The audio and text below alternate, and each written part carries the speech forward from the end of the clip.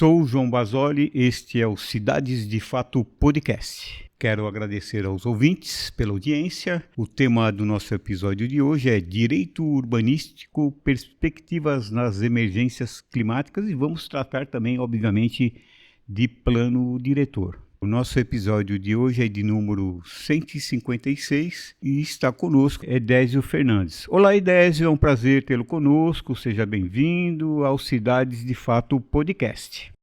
Muito obrigado, João. É um prazer estar de volta aqui e reiterando minha admiração pelo trabalho que você tem feito. Eu fiquei impressionado aí com o número dessa edição, essa continuidade também, a manutenção da excelência da contribuição que você tem dado. Então, é uma honra estar de volta aqui nesse espaço com você. Obrigado, Edésio. Edésio é doutor em Direito, professor em Londres, Inglaterra, e em Roterdã, na Holanda. É professor visitante em universidades brasileiras, participou do Ministério das Cidades na sua formação em 2003, tem pesquisas em Direito Urbanístico e Ambiental, publicações em vários países, consultor de organizações governamentais e não governamentais, como o Banco Mundial, coordenações e parcerias com entidades que trabalham com o tema urbano. É reconhecido nacionalmente e internacionalmente. Ouvintes, se eu tivesse que falar o currículo do Edésio, teria um programa só para falar o currículo dele. Então, depois a gente vai colocar aí lá no nosso site aí todas as informações sobre o Edésio. Ouvintes, por que discutir direito urbanístico, emergências climáticas e plano diretor? Nós estamos vendo uma conexão muito grande, né, em várias cidades, inclusive Palmas, da onde esse podcast tem a sua origem. A prefeitura acabou com a Secretaria de Planejamento Urbano. Então a gente está vendo planejamento urbano, modificações nas legislações urbanas, assim, com uma constância enorme. Nos preocupa muito em acompanhar os planos diretores. Edésio, eu começo com a provocação. Eu vou colocar 3 palavras aqui para você iniciar, né? Plano diretor, emergências climáticas, o descrédito da população e as dificuldades de mobilização dentro do nosso país. Começo aí com essa provocação. Excelente. Eu acho que talvez, se nós invertêssemos a ordem, essa discussão apontaria num caminho talvez mais construtivo, que é a ideia da emergência climática, dos desastres extremos, das mudanças que nós temos aí percebido não só no Brasil, mas pelo mundo afora, como uma possibilidade de repensar a discussão sobre o plano diretor e, com isso, também contribuir para que esse instrumento, o processo, consiga ter algum grau mais significativo de efetividade, porque realmente há uma descrença generalizada na possibilidade dos planos diretores de promover mudanças significativas na ordem urbana, na qualidade da vida urbana ambiental nas cidades. Essa não é só uma discussão brasileira, é uma discussão internacional, e o que tem ficado claro é esse descompasso profundo entre o reconhecimento, por um lado, da combinação de crises. Nós vivemos hoje uma crise que é social, urbana, ambiental, de moradia, é uma crise que é política, fiscal, econômica, energética, alimentar. Quer dizer, já reconhecemos tudo isso e, no entanto, por outro lado, o conjunto de leis, políticas, ações, projetos e toda a dinâmica da governança do solo que seria necessária para enfrentar essas crises combinadas, não se encontra no lugar. Pelo contrário, o que nós temos visto é, com o avanço, também outro fenômeno internacional, do neoliberalismo, a maneira como toda essa ideologia tomou conta do contrato social, das relações entre o Estado e a sociedade, e, mais especificamente, no que diz respeito às possibilidades de ordenamento territorial, tem provocado esse impasse, essa falta de respostas adequadas para tratar desses fenômenos na escala que eles têm aí nos mostrado de maneira cada vez mais alarmante. Quanto ao plano diretor, voltando agora para a experiência brasileira, acho que é importante destacar que não se trata de uma ideia nova, um conceito novo ou um instrumento novo, né? Já há décadas se fala de plano diretor, há experiências de plano diretor, e, sobretudo, nos anos 70, houve talvez um processo um pouco mais consistente, não é, de elaboração de planos diretores, sobretudo nas cidades maiores, nas capitais, em grande parte determinado pelo governo federal, num contexto de governo militar, de ditadura sociopolítica. Então, por imposição do governo militar, com esse enfoque desenvolvimentista que era tão dominante na época, vários municípios tiveram que adotar seus planos diretores, que eram essencialmente instrumentos tecnocráticos completamente distantes das realidades urbano-sociais, ambientais desses municípios e, sobretudo, tinha uma natureza jurídica de ação discricionária, né? Os municípios faziam o que queriam, como queriam, quando queriam. Quer dizer, grande parte deles acabou engavetada, não teve qualquer efetividade, não implicou em mudanças significativas no padrão de urbanização, que nesse momento aí, anos 70, anos 80, estava chegando no pico no Brasil. As taxas altíssimas de urbanização, de produção informal do espaço urbano, de acesso informal à terra e à moradia. É com a Constituição de 88 que surge uma novidade no tratamento dessa questão dos planos diretores. No embate que se deu no Congresso Constituinte entre setores progressistas organizados em torno da ideia da emenda popular pela reforma urbana, por um lado, e, por outro lado, setores conservadores ligados à propriedade, ao capital, não é, à produção imobiliária, se tentou, num primeiro momento, enfrentar a questão central para a nossa discussão aqui, que é a ideia da função social da propriedade. Algo que existe no Brasil, reconhecido pelas constituições desde 1934, repetido em 37, em 46, em 67, na emenda de 69, mas que nunca tinha sido tratado de uma maneira consistente. A propriedade sempre foi, não é, um princípio retórico, nominal, que nunca conseguiu se tornar hegemônico no tratamento dos direitos de propriedade, das relações sociais de propriedade, com o Código Civil, na época, o Código Civil de 1916, ainda, né, providenciando o paradigma para o tratamento dessas questões. No contexto do Congresso de 88, da Constituinte entre 86 e 88, esses setores mais avançados tentaram inserir na Constituição uma definição do que seria a função social da propriedade, de quando a propriedade cumpriria a sua função social, o que seria a condição para o reconhecimento desse direito individual. Não foi possível no embate de forças e houve, então, uma imposição da parte desses grupos ligados ao capital imobiliário na fórmula de que o direito de propriedade é reconhecido desde que cumprida uma função social, que era mais ou menos o que já prevalecia, porém, que é aquela determinada pelo plano diretor.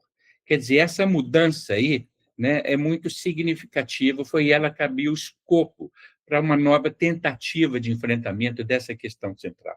Agora, com novidades, quer dizer, o plano diretor, então, passa a ser aquele instrumento, processo que define quando a propriedade cumpre a sua função social, que é a própria condição de reconhecimento do direito de propriedade. Sem função social, não existe direito de propriedade e cabe, então, ao plano diretor determinar, né, quais seriam os conteúdos, os princípios, os critérios, os parâmetros dessa função social.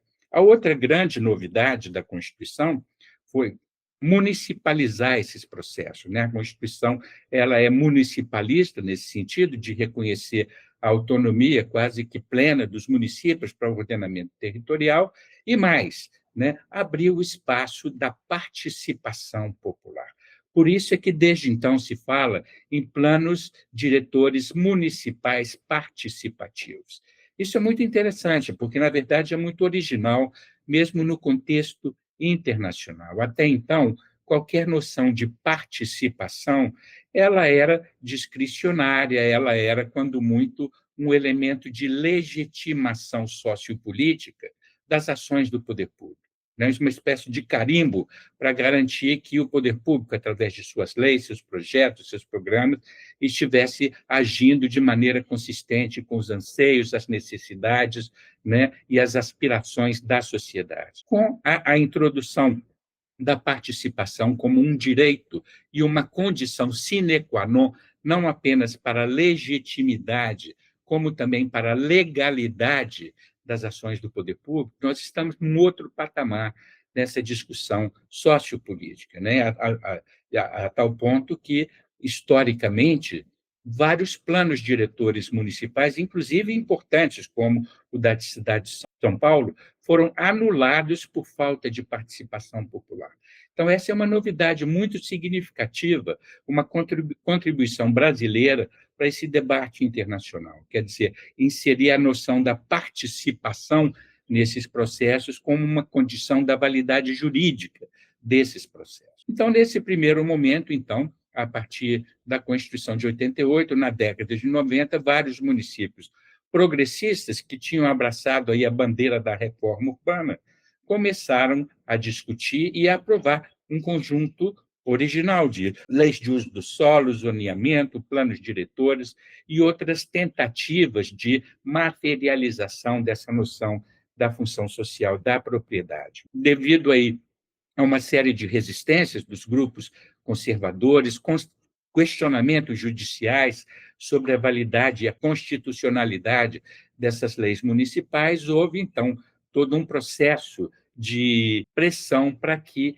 os artigos da Constituição Federal, no capítulo de política urbana, fossem regulamentados por uma lei federal, que 13 anos mais tarde é aprovada, que é o Estatuto da Cidade, que tem sido aclamado internacionalmente como uma lei marco, uma lei, né, importante também, não só por estabelecer direitos, por estabelecer princípios, por reconhecer, né, valores, mas também por ser aquilo que vários analistas chamam de uma caixa de ferramentas. É uma lei que tem processos, mecanismos, instrumentos, recursos que, em teoria, deveriam permitir ao poder público, junto com a sociedade organizada, interferir na ordem territorial municipal brasileira de forma a mudar a natureza desse processo que até então já tinha mostrado o quanto ele é segregador, o quanto que ele é excludente, o quanto que ele é ambientalmente insustentável, socialmente injusto,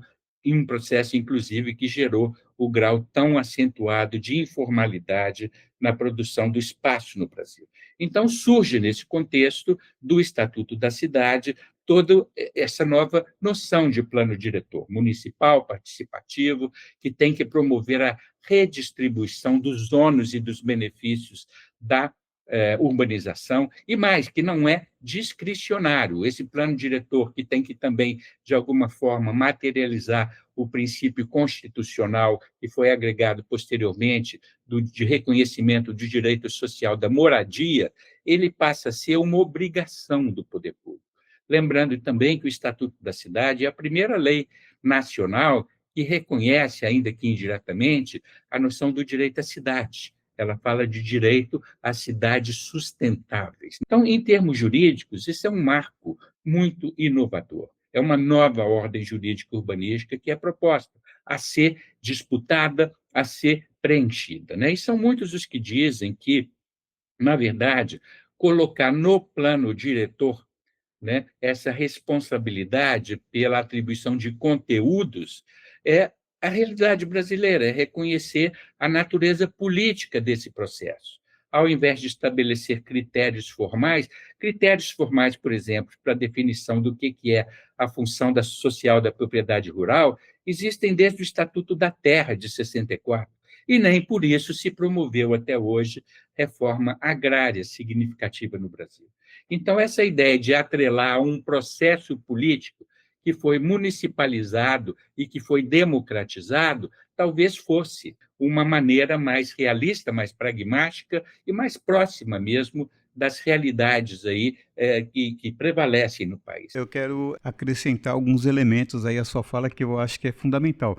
Você atribui aí a documento tecnocrático. Eu tenho dúvidas, e aí você vai me ajudar a elucidar essas dúvidas, em relação se o plano diretor, por exemplo, continua ou não sendo um documento tecnocrático. Veja bem, até por conta de que a gente constata, né, por estudos, né, eu tenho aí várias orientações, várias delas já com defesas efetuadas, que constata que grande parte dos planos diretores ficam engavetados, inclusive o nosso aqui de Palmas. Um ponto também que eu acho que tem que ser acrescentado, eu sei das grandes dificuldades em relação a inovar as legislações, mas o problema que a gente vê também é que, e você aborda isso com muita propriedade em relação à exigência legal, tal, só que eu vejo a necessidade de inovação da legislação, porque, veja bem, a gente tem outros elementos. Então, o que a gente tem de elementos que acrescentar nessa discussão, que eu acho que é importante, porque ela interfere, sim, no planejamento?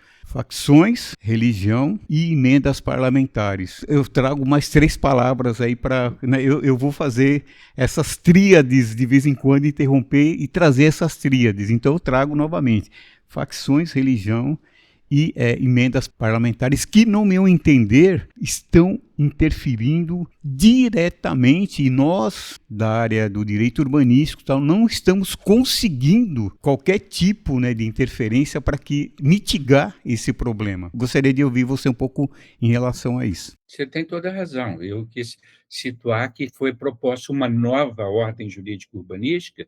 Agora, a questão é se as possibilidades dessa nova ordem jurídica urbanística foram devidamente ocupadas, aproveitadas, se esse processo político, né, dito democrático, participativo, se tornou, na verdade, né, enquanto tal, ou se a natureza do planejamento urbano territorial que se faz no Brasil continua sendo a mesma de antes, quer dizer, essa experiência tecnocrática, elitista, excludente, segregadora. Eu acho que é bem a sua questão. Quer dizer, a obrigatoriedade de elaboração dos planos diretores municipais é um fator que também não pode ser subestimado. Dos 1.700 municípios que tinham a obrigação de fazer alguma coisa, mais de 1.400 o fizeram.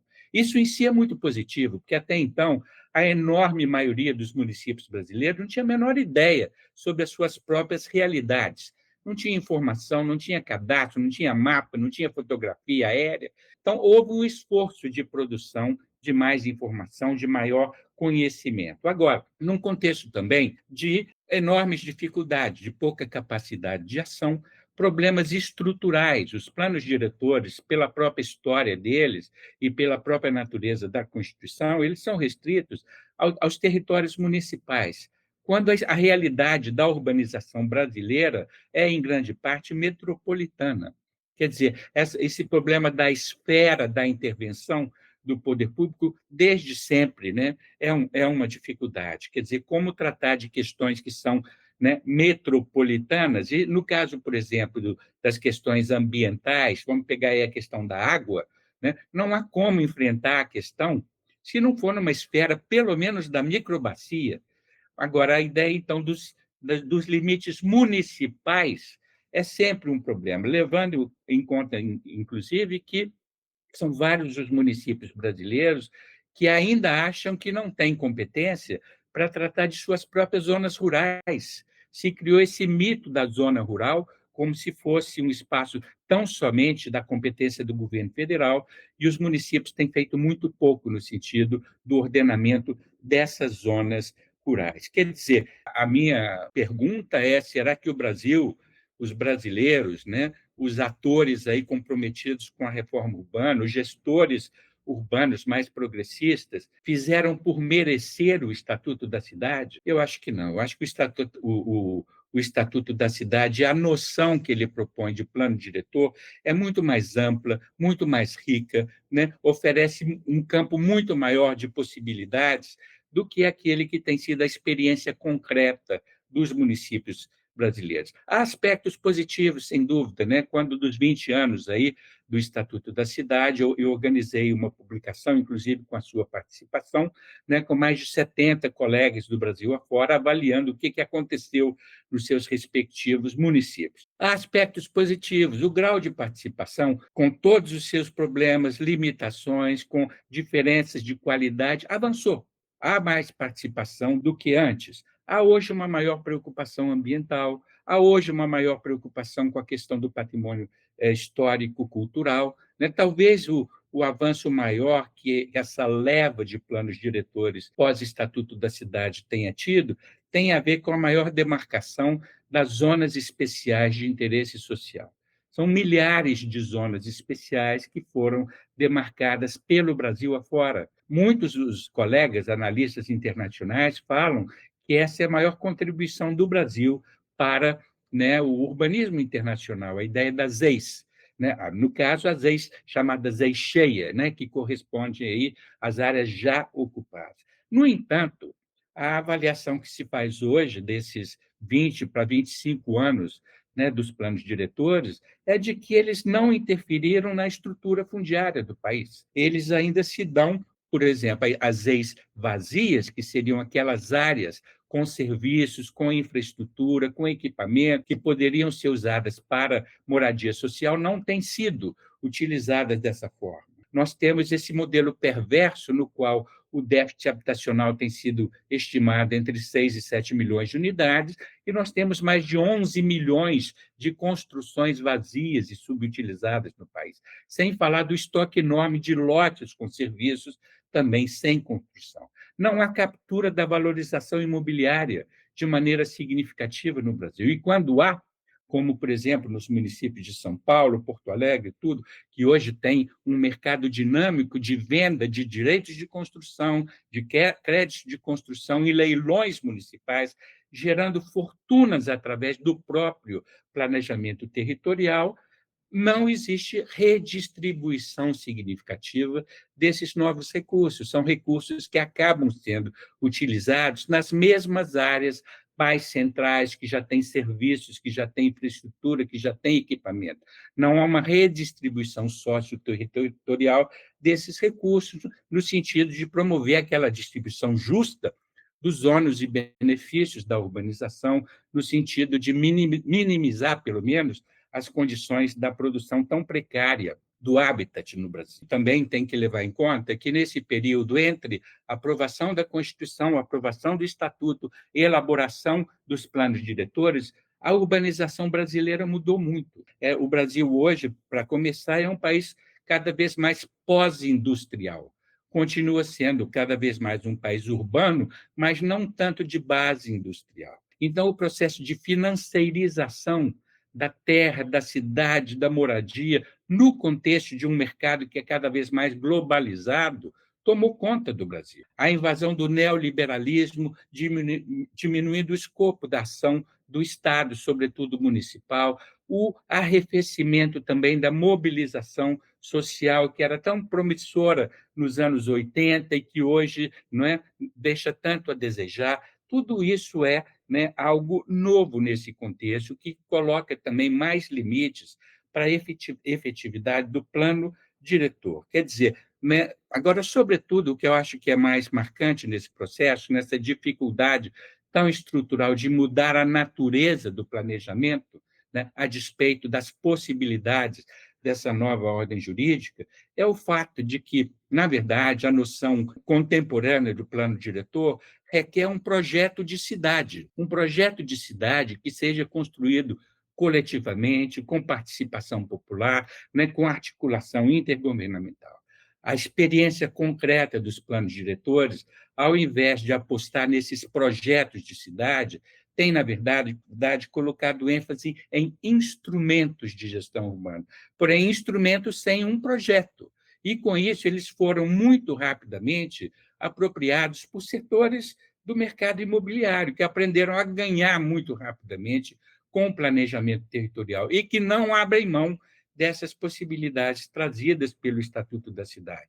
A venda de créditos, a transferência de direitos, né? Toda essa financiarização de um ativo que é público e que passa a ser cada vez mais privatizado, né? Então, nesse sentido, a natureza regulatória, né, tecnocrática, elitista, que prevalecia na elaboração dos planos diretores lá na década de 70, continua sendo a tônica da nova geração de planos diretores. Falta o espaço da participação popular, comunitária. Né? Você mencionou a ideia do plano de bairro, que para mim é uma grande saída para tentar, né, mexer um pouco nessa estrutura, né, que é tão rígida, tão consolidada.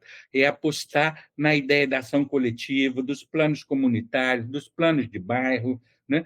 É nesse contexto, então, que o plano diretor perdeu muito do fôlego e da sua credibilidade. Né? São muitos os que acham que esse é um mero instrumento que tão somente serve aos interesses do capital. Eu, pessoalmente, acho que nós ainda não fizemos por merecer o Estatuto da Cidade, no que ele possibilita, de outra maneira, de pensar um novo projeto para as cidades, né, que enfrente aí as crises várias colocadas, como eu mencionei, internacionalmente, mas que coloque o dedo nessa estrutura fundiária tão excludente, que é estrutural, estruturante da experiência urbana brasileira. A ideia da função social da cidade e da sociedade, a ideia de uma ordem pública que é maior do que a ordem estatal, né? A ideia de que o urbanismo não pode ser exclusivamente conduzido por interesses individuais ou por, né, necessidades do setor privado, quer dizer, a ideia da articulação intergovernamental para ir além dos limites municipais tradicionais. Tudo isso é crucial para que o plano diretor ganhe um novo, não é, escopo, uma nova natureza. Agora, nas revisões que nós temos visto aí, né, que é o caso de Palmas e outros municípios brasileiros, isso no contexto, né, do esvaziamento, da mobilização, do avanço, sobretudo de um outro paradigma, que não é o paradigma da função social da propriedade, mas que é o paradigma da liberdade econômica, né, muito associado aí ao governo Temer e aprofundado pelo governo Bolsonaro. Essa ideia da liberdade econômica hoje se tornou dominante em relação, né, à tentativa de consolidar a função social da propriedade como sendo o parâmetro fundamental. E nós temos visto aí, por exemplo, a mudança significativa que se deu quanto à questão dos assentamentos informais. Até outro dia, o Brasil se destacava na América Latina e internacionalmente por adotar um enfoque mais articulado quanto à questão da regularização, né? Propondo urbanização, legalização, programas socioeconômicos, programas socioculturais, como forma de garantir a sustentabilidade da ação do poder público nas áreas informais. Hoje, com a lei que foi introduzida para tratar da questão dos assentamentos informais, a ênfase foi quase que toda colocada na mera legalização, na mera formalização, sem preocupação com urbanização, com equipamentos, com serviços, com qualidade ambiental, com integração socioespacial. Então, nessa disputa aí, né, de valores, de princípios, de leis, na verdade, os dois são princípios constitucionais, a função social da propriedade e a liberdade econômica, nós perdemos ainda mais espaço no sentido de criar e aprofundar esse abismo entre as realidades tão críticas das cidades, do solo e do território e a natureza da ação do poder público. É nesse contexto que eu acho, para finalizar, de te dar a palavra, que a possibilidade de repensar tudo isso e de aproveitar melhor as possibilidades do Estatuto da Cidade e da própria Constituição Federal nos é dada exatamente pelo reconhecimento da gravidade, da extensão, das implicações das mudanças climáticas, que hoje já são tão evidentes no território brasileiro, e dos impactos dos desastres extremos, né? Cada vez mais regulares e cada vez mais intensos. O Brasil, até outro dia, se sentia um país abençoado por Deus, porque aqui não havia terremoto, ciclone, furacão, hoje em dia, todo dia se fala de algum problema dessa ordem. O avanço do mar, né, alagamentos de toda ordem, deslizamentos, né, o custo socioambiental desses processos é cada vez mais, né, sentido. Então, eu acho que é por aí que nós temos uma possibilidade de repensar essa maneira com a qual o planejamento urbano territorial brasileiro não foi modificado. Ele continua sendo o mesmo planejamento regulatório, né, na escala 1 por 1, sem levar em conta a capacidade de ação dos municípios, excluindo a população mais pobre, né, confirmando processos tradicionais de segregação, de despejo, de remoção, enfim, de exclusão socioespacial, agravando problemas ambientais. Quer dizer, talvez a possibilidade de repensar tudo isso e abrir um novo capítulo nessa discussão seja por essa via das mudanças climáticas e dos desastres extremos. Agora, para isso, é preciso avançar no sentido de criar uma cultura sociopolítica, sociocultural, que a sociedade brasileira entenda a gravidade dessas situações e recuse a renovação de processos tradicionais que são tão excludentes, são predatórios, são tão, né, segregadores e que têm, sob a proteção dos planos diretores, na verdade, agravado mais processos históricos aí de destruição, enfim, de exclusão da sociedade e de comprometimento da qualidade urbano-ambiental. Então, talvez por aí, com essa ênfase no comum, a ideia da cidade como um bem comum, a ideia de que não há como enfrentar essas ordens de crise que eu mencionei, fundiária, alimentar, energética, ambiental, etc., com soluções individuais, com propostas apenas de mercado, não há como. Né? Então, é uma questão mesmo de sobrevivência humana. Né? Nós temos visto isso numa esfera global, isso requer mudanças profundas na governança do solo.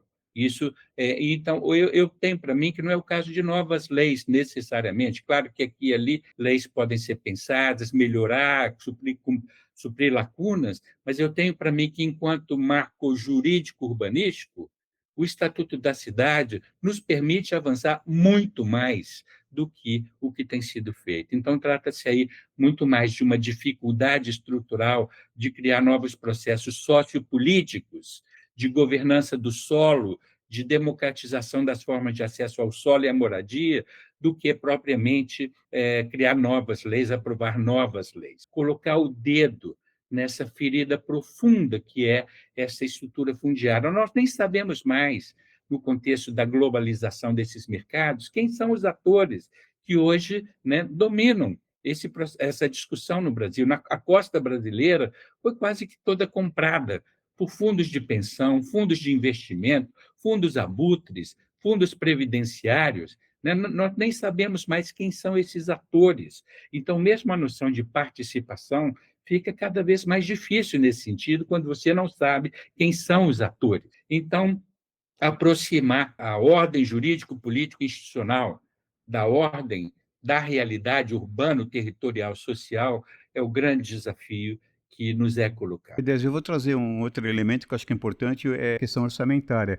Eu vou até trazer alguns números que eu acho que é interessante para a gente fazer uma reflexão em relação a alguns pontos que eu acho que é substancial, né? Então, por exemplo, a aplicação, né, do PU, que depois resulta no IPTU progressivo, que seria objetivamente uma penalização, né, pelo não cumprimento da função social da propriedade. Aí a gente traz aqui um exemplo de Palmas, 6 milhões de metros quadrados no perímetro urbano, um plano urbano para abrigar 1.200.000 habitantes.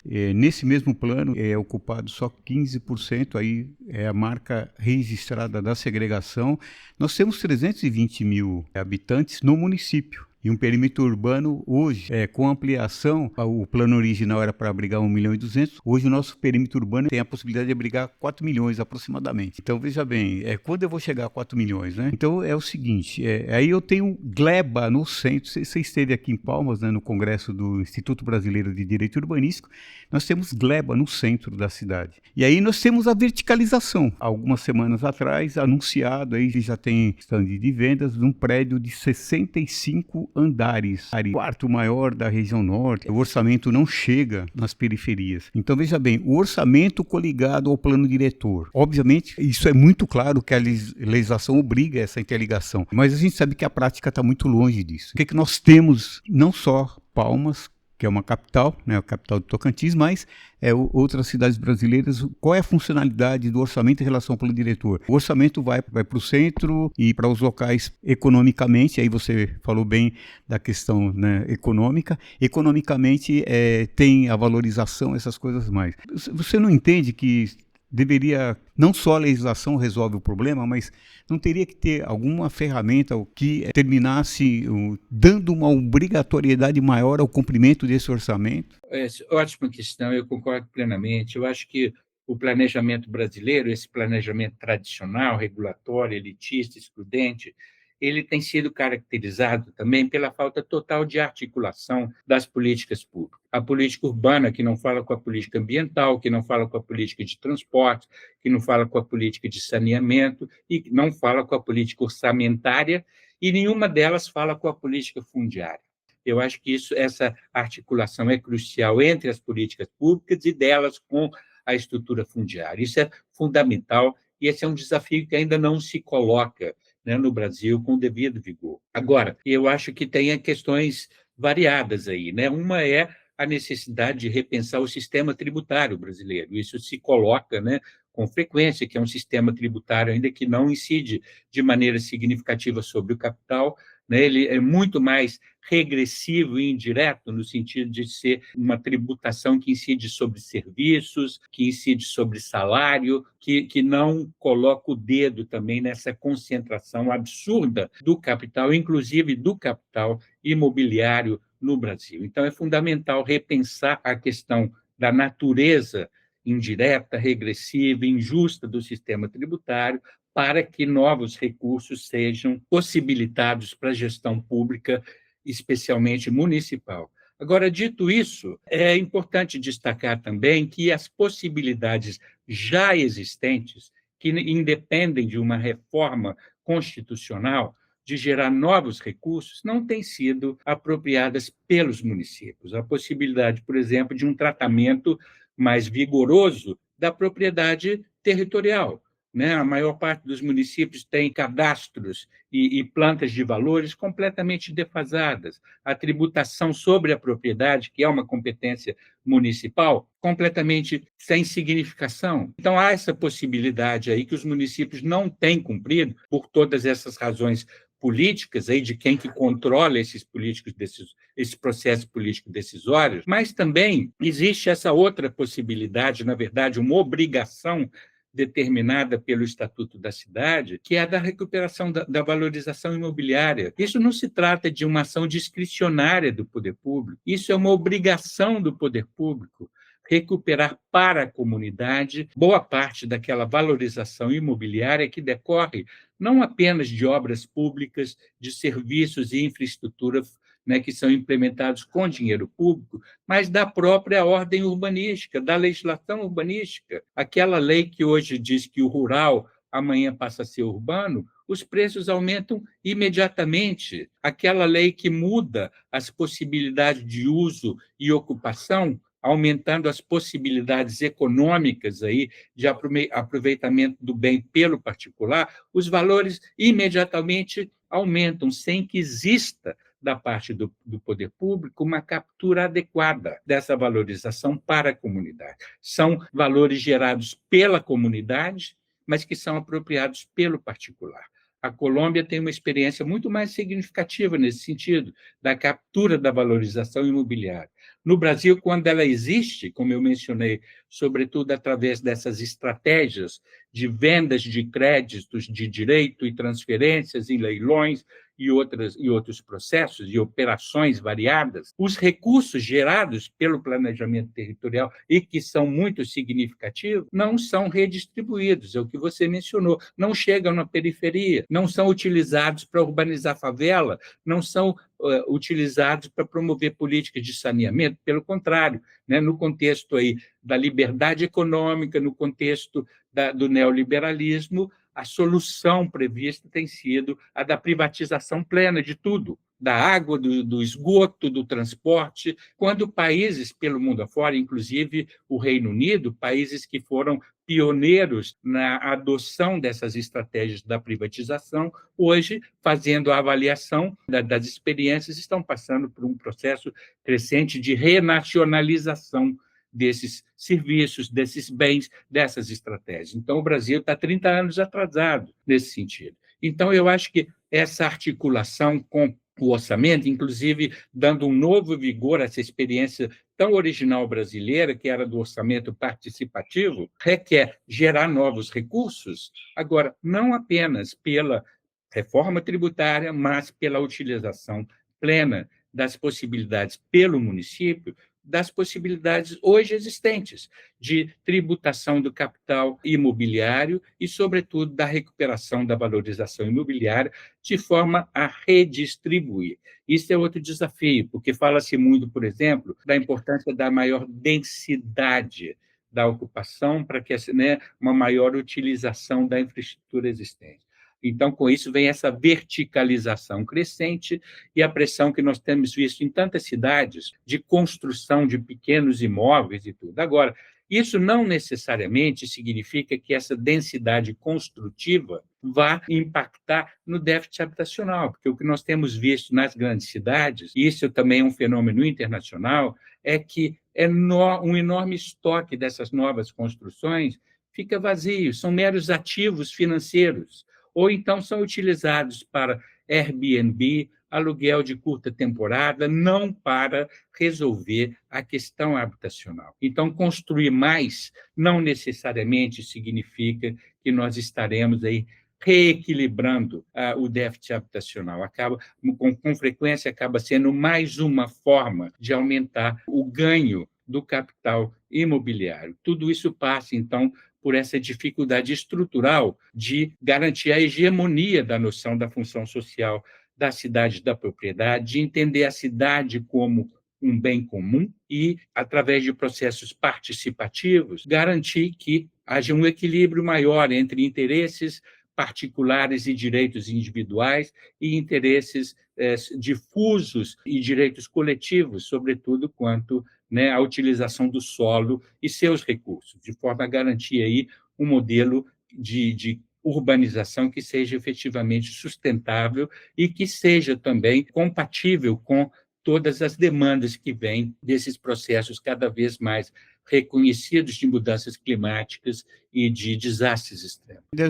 Complementando aí tudo o que você falou até agora, eu entendo que nós temos algumas dificuldades relacionadas, inclusive, ao direito urbanístico, no sentido de que, por exemplo, uma capital, Palmas, por exemplo, não tem promotoria especializada na universidade, né? Eu estou na universidade. Eu vou usar aqui o analfabetismo urbanístico da nossa amiga Hermínia Maricato, no sentido de que a dificuldade é tão grande, a gente vê que as pessoas que estão numa capital igual Palmas, elas não têm conhecimento necessário. Por exemplo, aqui nós não temos mais Secretaria de Planejamento Urbano, que se juntou à Secretaria de Desenvolvimento. Também, né, não é um caminho que nós precisamos pensar no país, porque eu tô falando a partir de uma capital. Quando a gente vai para o interior, então a coisa se complica muito, mas não é só aqui. A gente vai em outras localidades e a gente vê muitas cidades, o direito urbanístico está muito distante da nossa realidade local. Você não acha que isso aí também, você não tem que pensar?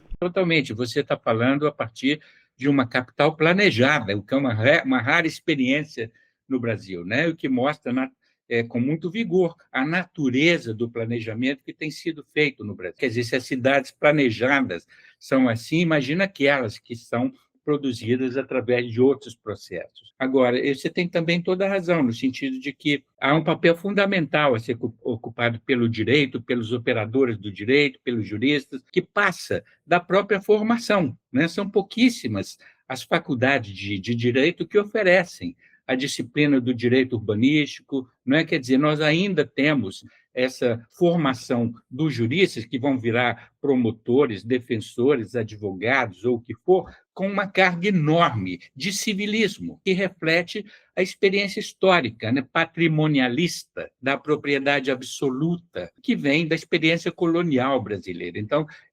descolonizar esse processo é crucial nesse sentido, e entender, no século XXI, nós não podemos tratar de questões tão urgentes, tão dramáticas e tão prementes, que são coletivas na sua essência, com soluções jurídicas de direito individual. Agora, mesmo aquelas experiências bem intencionadas do poder público brasileiro, como o programa Minha Casa Minha Vida, por exemplo, envolve todo tipo de estratégia coletiva de captação de água, de tratamento de água, de esgoto, enfim, né, de construção coletiva e mutirão para aquilo, para isso ou para aquilo. Na hora da solução jurídica, acaba tudo na propriedade individual plena. Não se discute um leque de alternativas outras, de reconhecimento de direitos de posse, de aluguel social, de direito de moradia. Enfim, há um processo crescente de privatização do patrimônio público, quando o que a Constituição reconhece é o direito de moradia e não necessariamente o direito de propriedade, muito menos da propriedade individual. Então, quebrar essa hegemonia do civilismo, do patrimonialismo, dessa visão da propriedade sem qualificação, que, na verdade, eu até com frequência brinco, que nós não estamos aí nem no contexto do neoliberalismo, nós estamos no contexto do liberalismo clássico, do século XIX. Em outras áreas da economia, nós podemos até falar da importância de repensar o lugar do Estado, devolver soluções para o mercado, para o setor público, que é a tônica do neoliberalismo.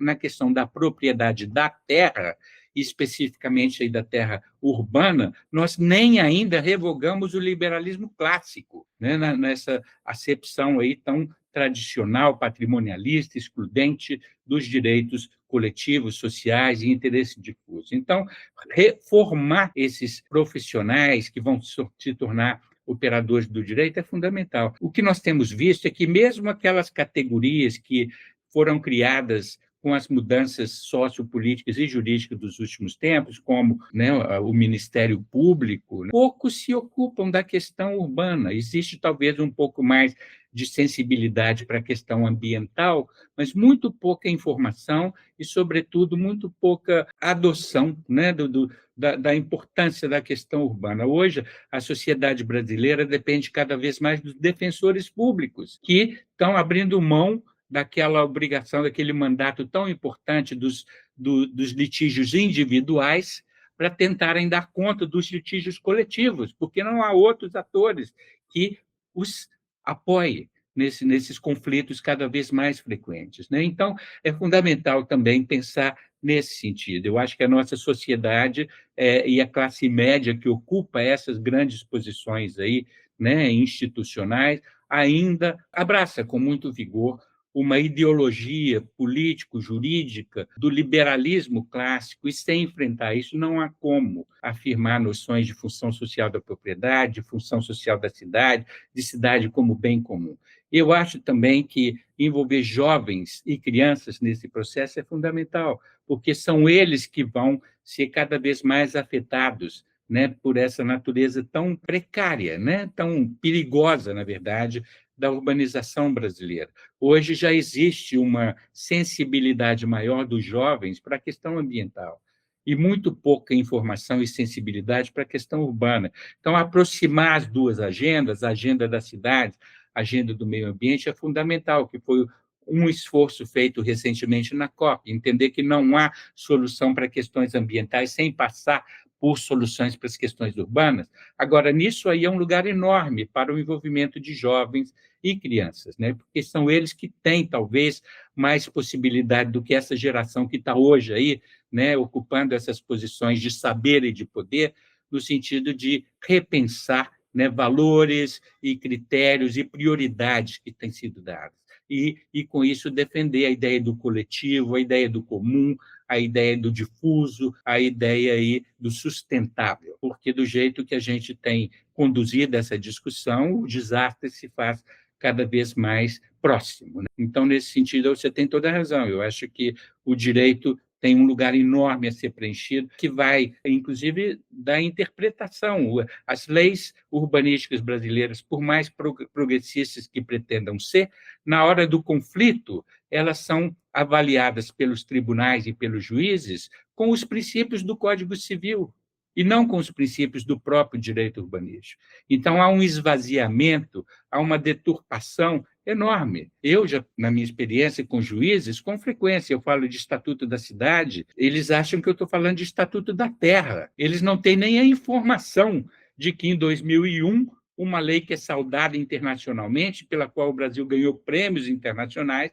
foi aprovada. Eles não têm nem a informação. E, quando tem, aí entra em jogo essa coisa ideológica, dessa recusa de aceitar outra visão que não seja essa defesa intransigente da propriedade individual plena. Então, tudo é um campo de batalha, de disputas que são ideológicas, políticas, doutrinárias, jurisprudenciais, e enfrentar essa batalha é crucial. Não vai ser não existe solução mágica, também anda muito apática. Tem que haver aí um esforço de envolver os grupos organizados, variados, aí, em torno das questões urbanas, das questões da moradia, das questões do meio ambiente, de forma a fazer melhor uso das possibilidades já existentes trazidas pelo Estatuto da Cidade. Então, culpar o Estatuto da Cidade é fácil, mas não é suficiente. Eu acho que o desafio maior é merecer o Estatuto da Cidade, é utilizar o enorme potencial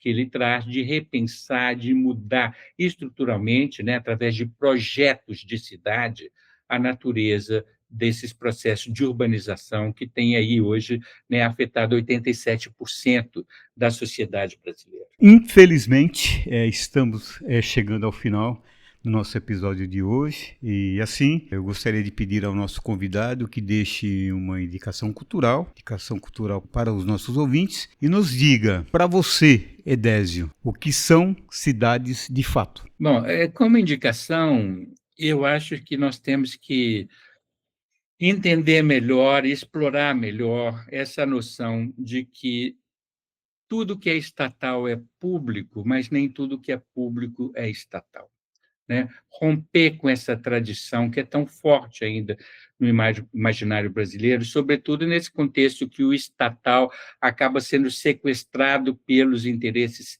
de grupos privados, né? Com esse processo absurdo de transferência, recorde de recursos, de bens, de subsídios, de isenções, de anistias, de benefícios de todo tipo, e terras, né, e propriedades do setor público do setor estatal para o setor privado, né? Então, ampliar essa noção do público é fundamental. E aí cabe essa discussão sobre o comum, sobre o comunitário, né? Eu sugeriria, e depois eu posso te enviar também o link, eu escrevi há pouco tempo um texto sobre a cidade como bem comum. Eu acho que isso nos possibilita uma maneira nova de pensar, né, esse marco conceitual, repensar os limites que têm sido colocados na compreensão desses processos e ver o quanto que, pelo mundo afora, né, e nesse texto eu menciono várias experiências concretas, na Índia, na África do Sul, países asiáticos, países variados na Europa, né, vários grupos têm tentado, como na sua experiência dos planos de bairro, né, dar concretude a essa noção, né, do coletivo e tentar, com isso, romper, né, esse padrão tão excludente da governança do solo, a ideia da produção comunitária de alimentos, das soluções coletivas habitacionais, das cooperativas, né? Uma experiência que tem tido muito sucesso internacionalmente é das Community Land Trusts, que no Brasil está surgindo agora com o termo de termos territoriais coletivos, quer dizer, há formas outras de pensar as relações sociais que se dão em torno do solo e, no contexto jurídico, a questão da propriedade, né? Cidade de fato. Eu acho que é isso, é entender que nós temos que aproximar, né, a ordem jurídica, político, institucional das realidades que são produzidas no território, né? Eu acho que a palavra território hoje é a palavra-chave dessa discussão toda, né? Entender cidade de fato são aquelas cidades que são efetivamente construídas, produzidas, não apenas pelo setor privado, não apenas pela ação do poder público, mas também pela, né, sociedade brasileira. Nós temos um grau de informalidade que é enorme, né, que é um processo que tem uma série de méritos e vantagens, mas que também gera problemas profundos, né? E entender, então, como que se dá a produção do espaço urbano é fundamental. Entender, a partir da cidade que está aí de fato construída, né? Quais são os princípios, quem ganhou e como com isso, quem paga e como, né? Por isso, que implicações esse modelo tem, é o grande desafio para que a gente possa continuar criando cidades de fato, mas que sejam, né, de fato também mais justas, mais includentes, mais sustentáveis, né, mais eficientes também. Quero agradecer a todos que contribuíram e contribuem para esse projeto se manter no seu 5º ano de atividade. Agradecemos aí o nosso convidado Edésio Fernandes e peço, Edésio, que deixe aí a sua mensagem para finalizar a nossa conversa de hoje.